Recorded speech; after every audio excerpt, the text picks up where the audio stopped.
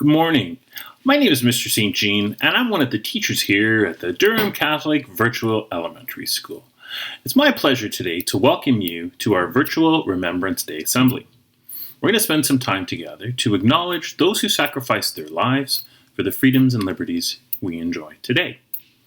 Together with students from my class, as well as the classes of Madame Colarusso, Madame Patrick, Miss Cooper, and Miss Hummel, and even with a small clip from our principal, Mr. Young, we have made a video that will help you gain a better understanding of the meaning behind Remembrance Day, and why November 11th will always be an important day to pay our respects to soldiers, men and women, who lost their lives while at war. The concept of war can be difficult to fully understand and, for teachers, difficult to explain. In Canada, we have not experienced the level of war that is often described during Remembrance Day. It can be difficult to even imagine. What is possible is to grow our awareness, to grow our ability to acknowledge and to show appreciation towards those who have.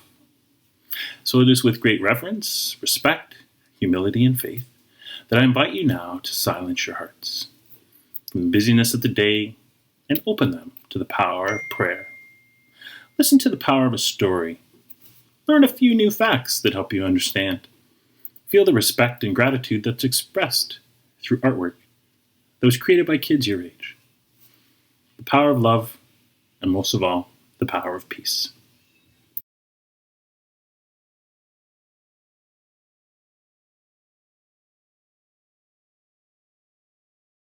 My favorite day began with a ride on a sleigh. A girl with warm blue eyes held me tight as her mother guided the horses through the snow. We were bundled in a thick buffalo blanket to keep out the cold.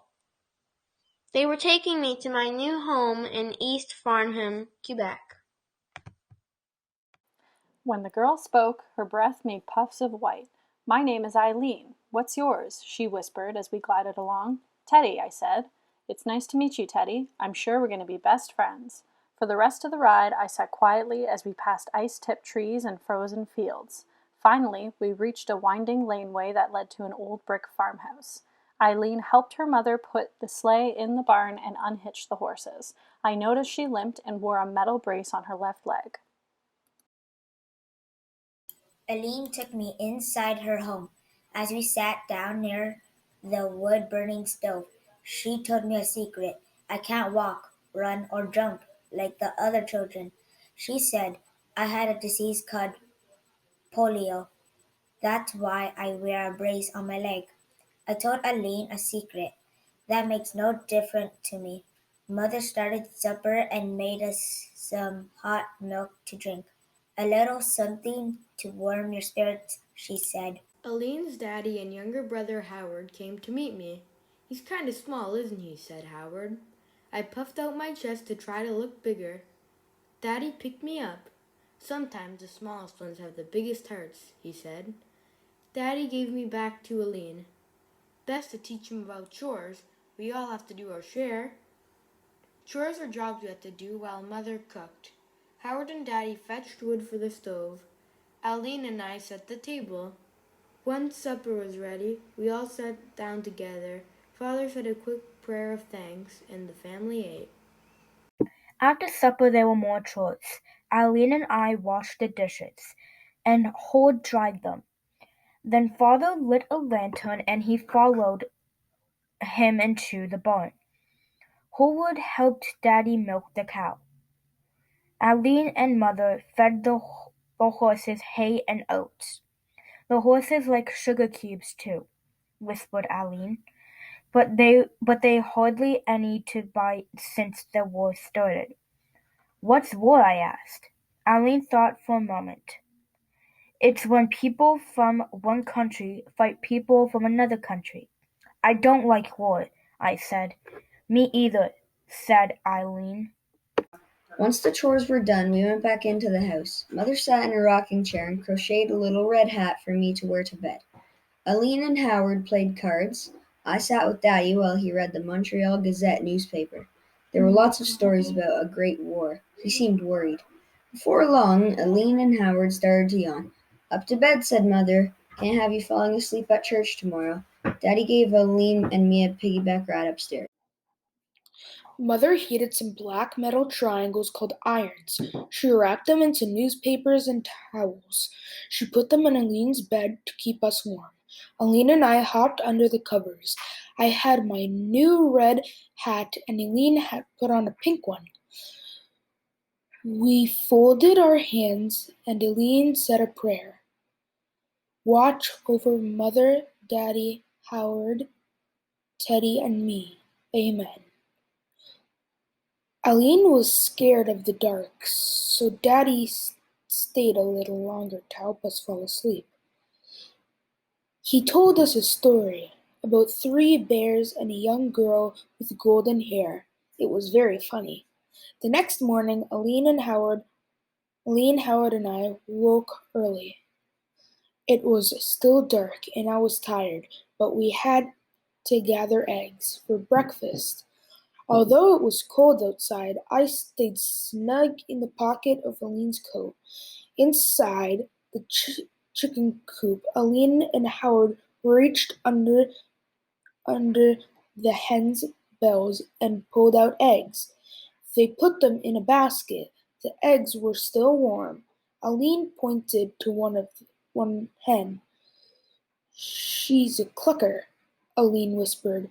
"She'll peck you if you try to take her eggs." "We'll leave her for Howard."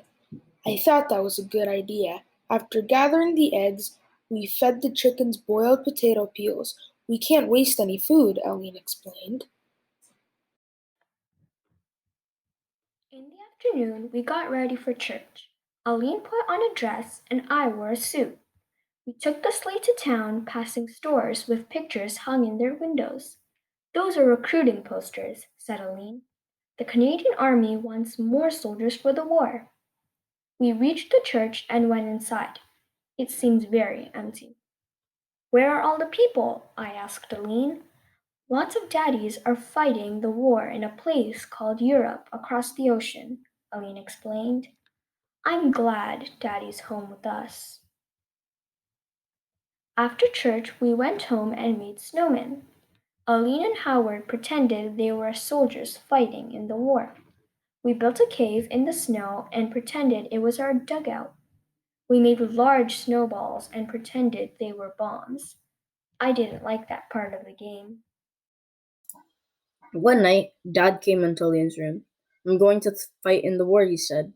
"But I don't want you to go," said Aline. "I know, I'd rather stay here too, but I feel like it's my duty to help other soldiers," said Dad. "They need help to win the war." "I'm proud of you, Dad," said Aline, giving him a hug. After Dad left, Aline told me a secret. I wish Dad could stay home. In late spring, Dad took a train to Valcartier, near Quebec City. When he got there, he sent us postcards. Learning how to be a soldier made Dad very tired. He had to go for long marches. He didn't get that much to eat, just buttered bread. And at night, he had to share a tent with 9 other men. "I miss you every minute of the day," he wrote. We miss him too. In June, Aline took me on my very first train ride to visit Daddy. Other children and their mothers were also on the train to Valcartier. Everyone brought picnic lunches and packages of stamps, soap, tea, candy, and socks for the soldiers. At camp, we watched Daddy and the other soldiers ride on horseback. They looked very important in their uniforms. Daddy could do a lot of tricks on his horse. He jumped over fences and once picked up a handkerchief with his hand while riding. At the end of the day, Daddy walked us to the train station and we hugged goodbye. "Keep safe," Alan whispered to Daddy. We knew he would be leaving for Europe really soon. As the train pulled away, Daddy stood on the platform waving. Alan held me up to the window and we waved back. "I wish Daddy could come home with us, Teddy," Alan said. "I don't like the war." When we arrived home, Mother gathered paper, a fountain pen, an inkwell, and a stack of stamps. Every night after supper, she wrote to Daddy. Eileen and Howard wrote Daddy letters too. They told Daddy about school. Howard said he liked alpharimic and number best. Eileen said she skipped with the other girls and sometimes forgot about her brace. They said they were learning how Canada was helping England in the war. In the morning, Mother walked Eileen, Howard, and me to school. We would stop at the post office to check for letters from Daddy. And sometimes we didn't get any. Other days we received 4 or 5 at a time. In one letter, Daddy told Mother he sailed to England on a big ship called the RMS Hesper. Daddy said the ship was very nice inside, but the waves made him feel sick. He even threw up while standing on guard, but it wasn't all bad. One day, Daddy saw a school of porpoises jumping out of the ocean. I wished I could have seen that. Daddy's boat landed in Portsmouth, England. I wish you'd been with me, he wrote to us. The water was full of warships, and the sailors cheered us all the way in. Daddy and the other soldiers took a train from Portsmouth to a place called Shorncliffe Camp. There was lots of soldiers living there, waiting for their turn to go to war. The countryside is beautiful, Daddy wrote.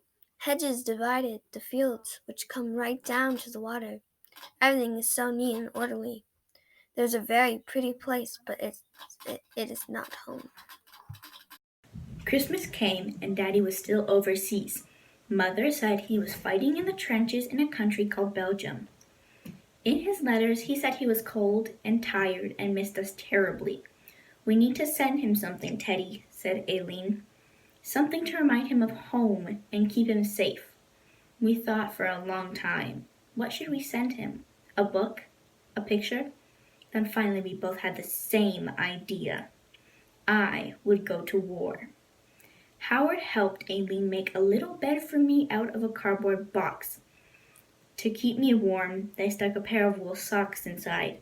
They wrapped the package in brown paper and punched holes in the box so I could breathe. Then they took me to the post office. Please take care of yourself and Daddy, Aileen said. I'll do my best, I said. I traveled both by land and by sea. The journey was long and I lost track of time. Finally, someone tore open the box. It was Daddy. Teddy, he said, squeezing me tight and smiling. Daddy placed me in the front pocket of his army jacket and gave me a pat on the head. Well, my brave little bear, it's you and me now.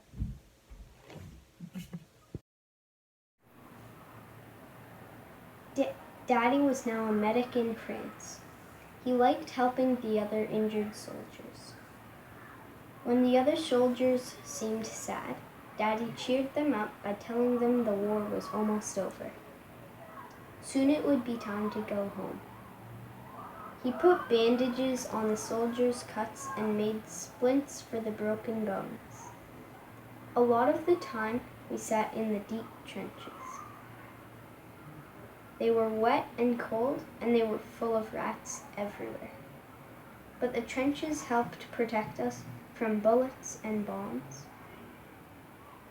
When a soldier got hurt, though, we would have to leave the trench to help him. Sometimes we got hurt when a bomb exploded nearby. Sharp things would hit us. Our bravery was noticed, and we were given the military medal. Daddy pinned the medal to my chest, and I wore it proudly.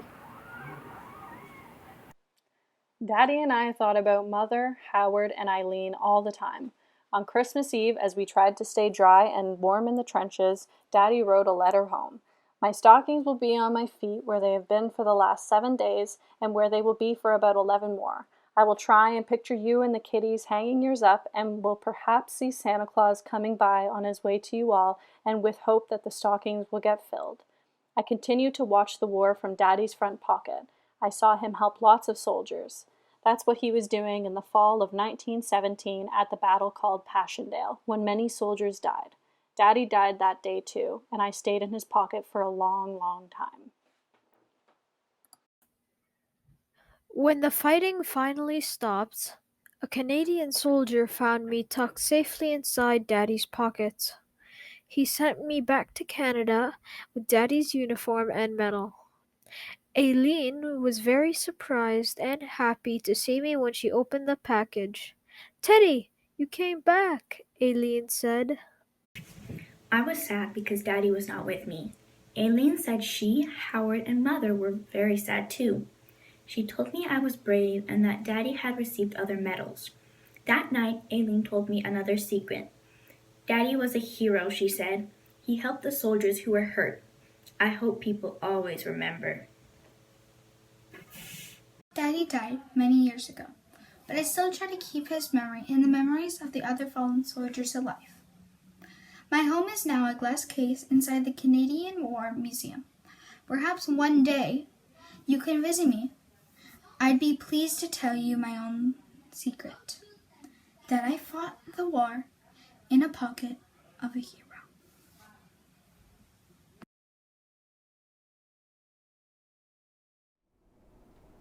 Good morning, boys and girls.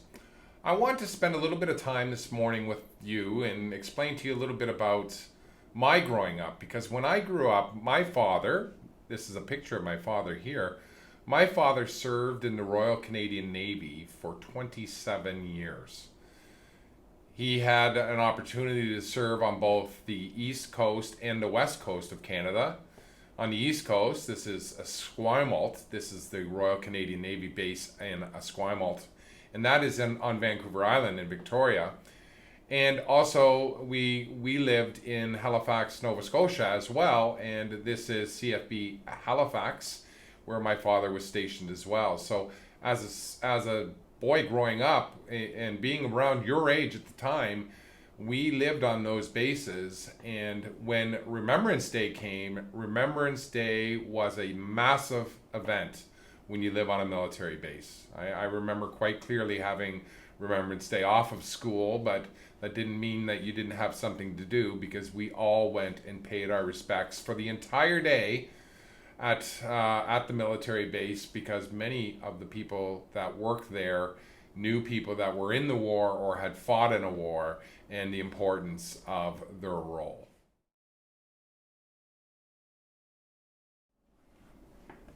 So I want to share something with you that I find is absolutely amazing. If you visit Ottawa, you will probably have an opportunity to see the Canadian War Memorial, which is a statue that is in the center of Ottawa that we visit to remind ourselves of the people that fought for us in the wars and fought for our freedoms that we have today.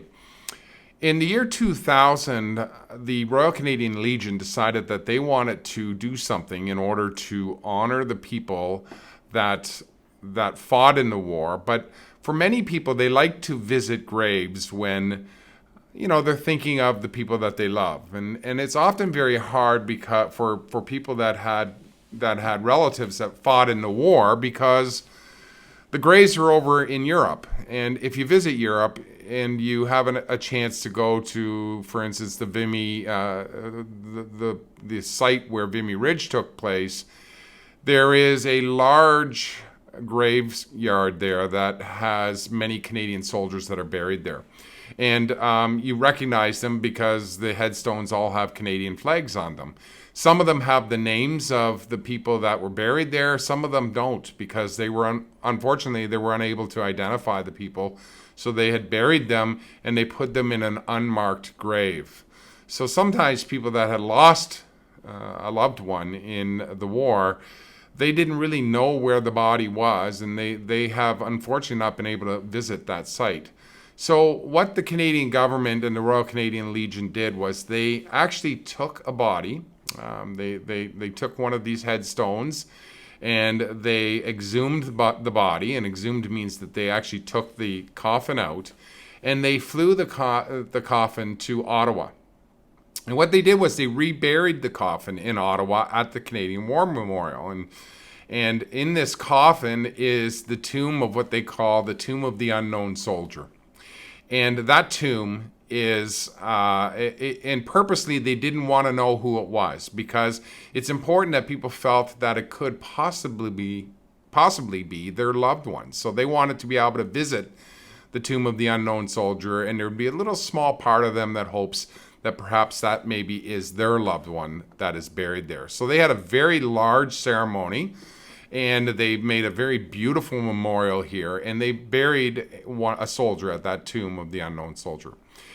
Back in Europe, where they actually removed the soldier from, they put a new headstone in there, and the headstone says on it, in both English and French, "The former grave of an unknown Canadian soldier of the First World War.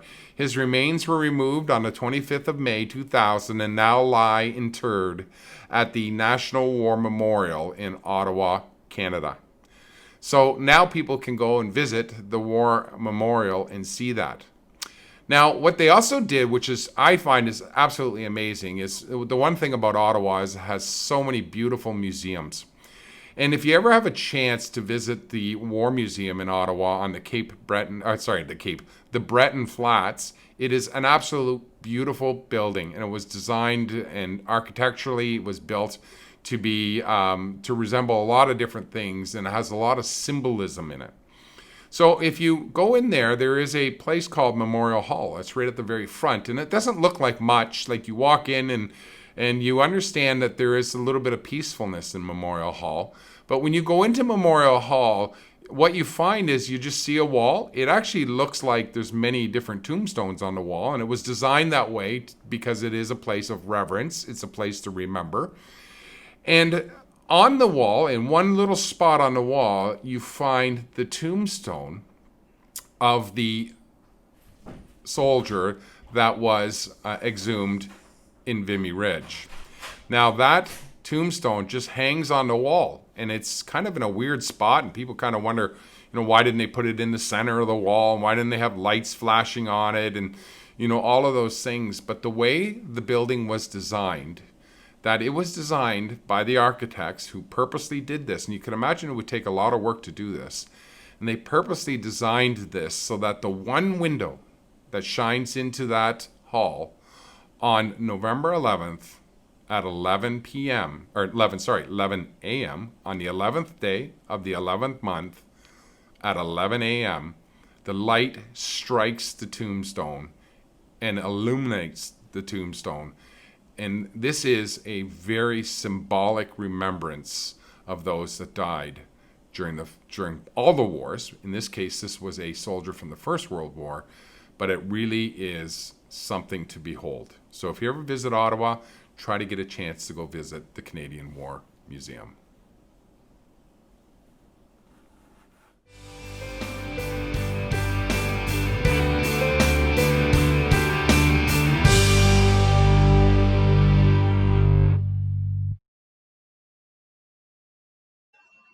Au champ d'honneur.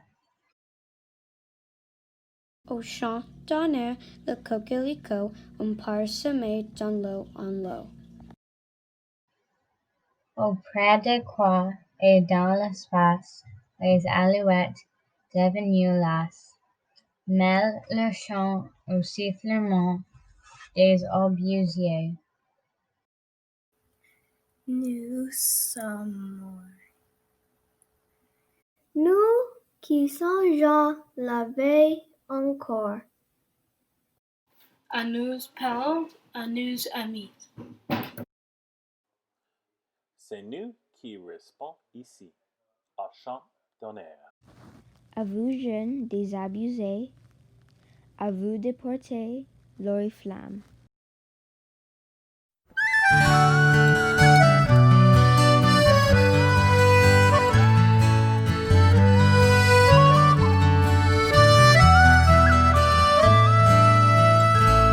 They fought and some died for their homeland.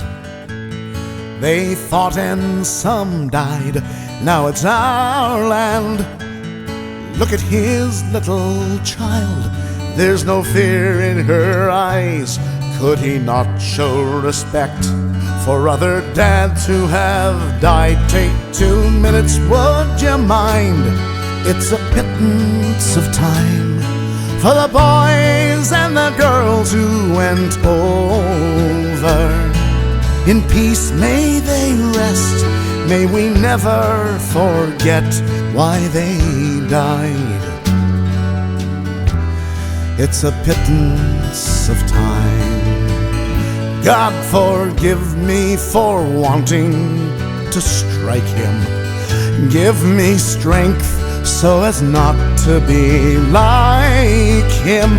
My heart pounds in my breast, fingers pressed to my lips. My throat wants to bawl out, my tongue barely resists. But 2 minutes I will bide. It's a pittance of time for the boys and the girls who went over.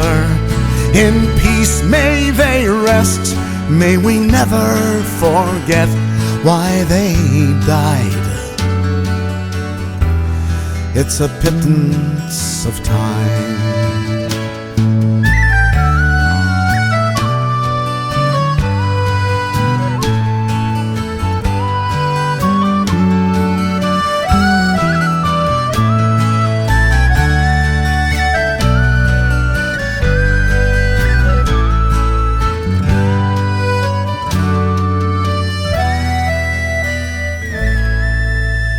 Read the letters and poems of the heroes at home. They have casualties, battles, and fears of their own. There's a price to be paid if you go, if you stay. Freedom's fought for and won in numerous ways. Take 2 minutes, would you mind? It's a pittance of time for the boys and the girls all over. May we never forget our young become vets at the end of the line.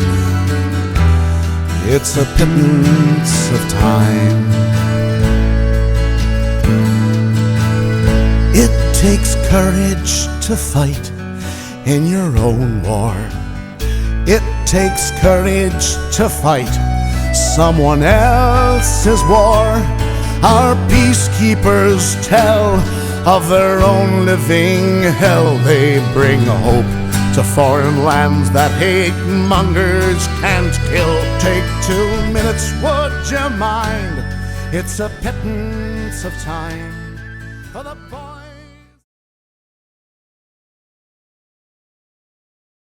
In Flanders fields the poppies blow, beneath the crosses row on row.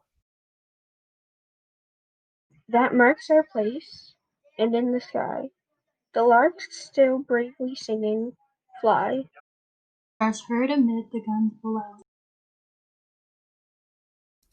We are the dead.